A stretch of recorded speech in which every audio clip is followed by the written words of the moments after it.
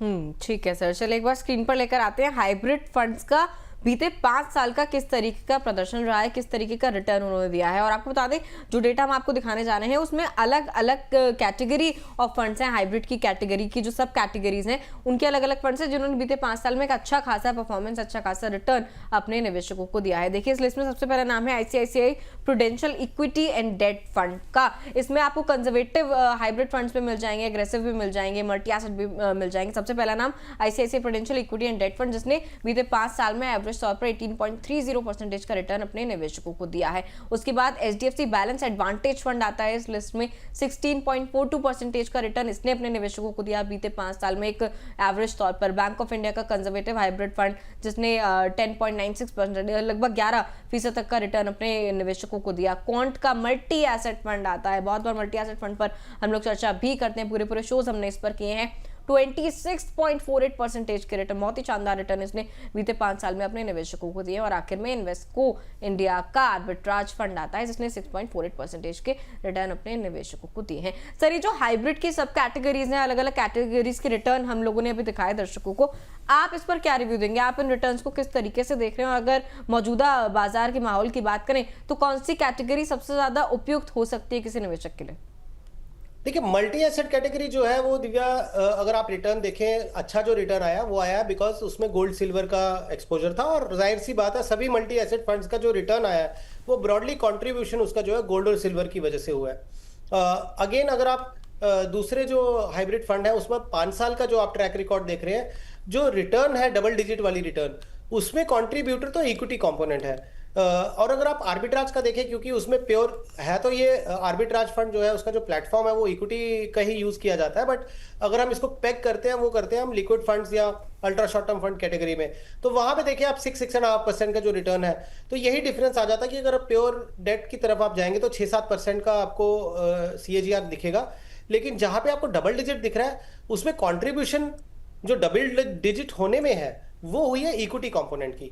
तो अगर आप अपने आप को कहाँ पे प्लेस करते हैं, हालांकि मल्टी एसेट फंड मुझे फिर भी ऐसा लगता है कि ऑल अक्रॉस द कैटेगरीज लिया जा सकता है, चाहे आप यंग इन्वेस्टर हैं या आप एक मिडिल एज में हैं या रिटायर होने वाले हैं, मल्टी एसेट फंड आपका जो है वो पोर्टफोलियो का हिस्सा हो सकता है। लेकिन अगर आप कंजर्वेटिव डेट की बात कर रहे हैं तो वो आप जो रिटायरमेंट की तरफ मूव कर गए हैं या जिनके गोल आने वाले हैं कि बच्चे की पढ़ाई है, मान लीजिए आने वाले 2 साल के बाद बच्चे की पढ़ाई है और उसके लिए पैसा आपने जमा किया था और आपका वो पूरा जो कंपोनेंट है वो इक्विटीज में है, तो वहां मुझे लगता है आपको शिफ्ट कर देना चाहिए टूवर्ड्स कंजर्वेटिव डेट या बैलेंस एडवांटेज या मल्टी एसेट की तरफ आपको शिफ्ट कर देना चाहिए, ताकि आपका पोर्टफोलियो एटलीस्ट वो उस तरीके से ना गिरे। अगर ये थोड़ा एक्सटेंड हुआ तो हो सकता है कि इक्विटी कंपोनेंट में थोड़ा सा प्रेशर बना रहे।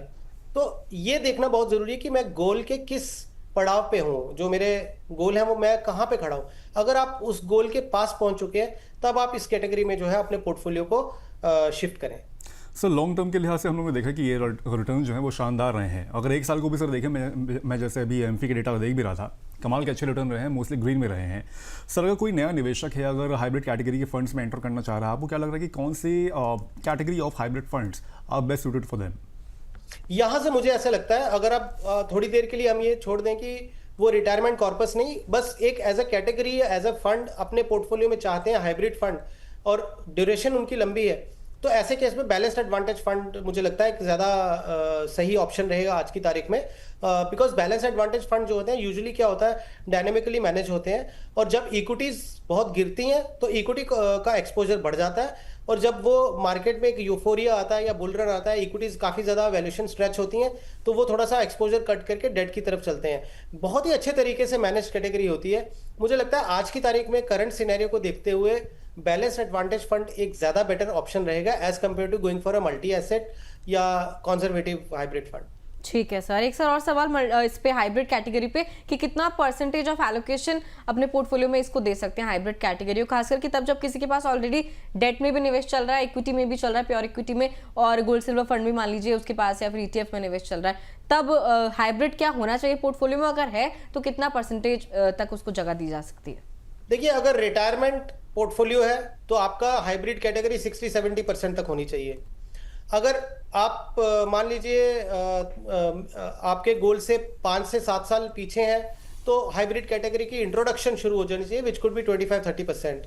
अगर आप अभी इनिशियल स्टेज वाले निवेशक हैं और आपको कोई ऐसा इमीडिएटली कोई गोल नहीं आ रहा है, तो उनको मे बी 5% to 7% जो है वो हाइब्रिड कैटेगरी में रख सकते हैं कि अचानक से कहीं ज़रूरत पड़े और मान लीजिए आपको फंड विड्रॉ करना हो और बहुत ज़्यादा इम्पैक्ट ना जिस पे आए, तो वो आप हाइब्रिड फंड जो है अपने पोर्टफोलियो में रख सकते हैं। Broadly liquidity management point of view से अगर मैं बात करता हूँ, बट तो भी आपका टाइम होराइजन 3-4 साल के ऊपर का होना चाहिए।